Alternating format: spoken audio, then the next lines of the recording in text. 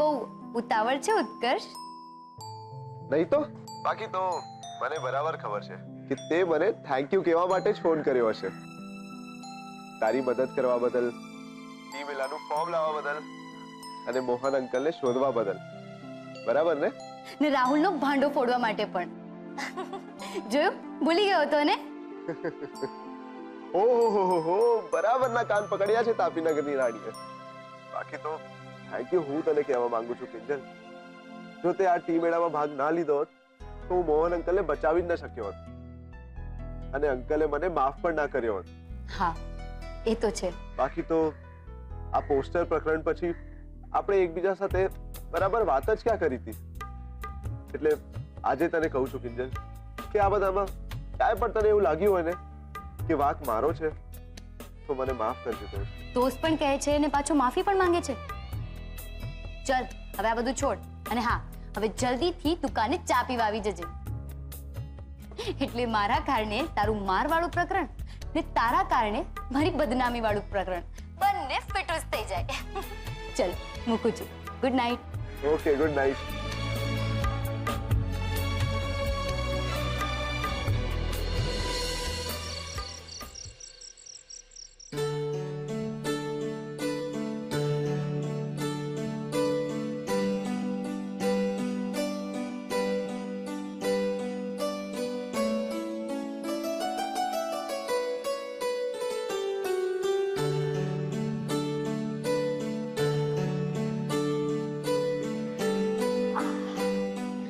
લાવો પપ્પા, તમને પગમાં માલિશ.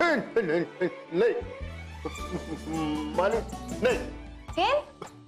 બેટા ઊભી થા. પણ કેમ? ઊભી થા. બેસ. વાહ, એવું ને મારો ઓર્ડર છે. બેસવાનું. શું છે આ બધું પપ્પા? બેટા આજે હું તને માથામાં તેલ નાખી આપીશ. ના ના પપ્પા, મને તેલ આપો. કહ્યું ને નહીં. આપો ને. લે. અરે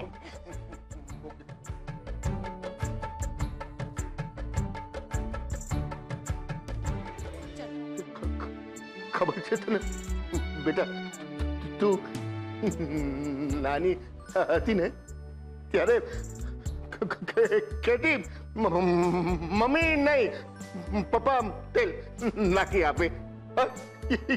યાદ છે ને? હા પપ્પા. બેટા તને ઇનામમાં શું આપું? ઇનામ?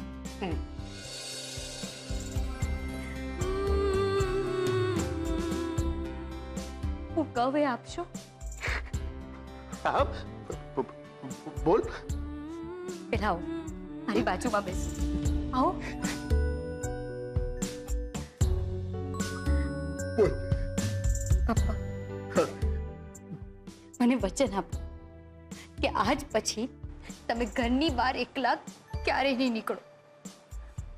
અને જો જવું જોઈએ ને તો ઘરનું સરનામું, મારો મોબાઈલ નંબર અને તમારો ફોન ક્યારેય નહીં ભૂલવાનો. હંમેશા સાથે જ રાખવાનો. એટલે ખોવાઈ જવાનો સવાલ જ નહીં આવે. બરાબર? ચલો હવે જઈને સૂઈ જાઓ. આવતીકાલે મારી દુકાનની ચાવી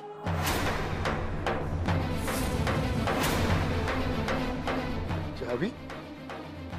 કિંજલ, પપ્પાને આ ચાવી પ્રકરણનું ક્યાં કઈ ખબર છે અને જો હવે કહીશ તો નકામું એમને દુઃખ થશે કે એમના કારણે કાંતિભાઈએ આવું પગલું લીધું. ચાવીનું શું? ના એટલે દુકાનની ચાવી ગુલાબ પાસે છે ને, એમ કહેવા માંગતી હતી. જાઓ ને, હવે તમે બહુ થાકી ગયા છો. સૂઈ જાઓ.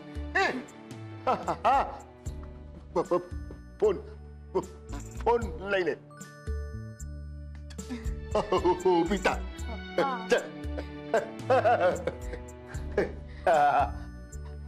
આપણા બેનો સેલ્ફી, મોહન એન્ડ ડોટર.